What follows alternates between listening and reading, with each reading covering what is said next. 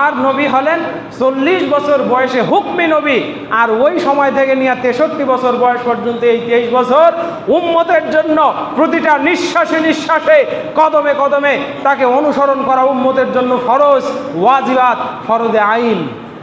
কিন্তু তার 40 বছর আগের ওই জিন্দিগি, এইটা কোন বিষয়টা আপনি স্মরণ করবেন? যারা আজকে দাবি করছে আমার নবী জন্ম থেকে নবী, তো জন্ম থেকে তার কোন কোন বিষয়গুলো উম্মতের জন্য পালন করা একেবারে ফরজ আপনাদেরকে লিস্ট করে দিতে হবে। আর আমরা বলতে পারবো 23 বছর থেকে তিনি 40 বছর থেকে 23 বছর 63 বছর বয়স পর্যন্ত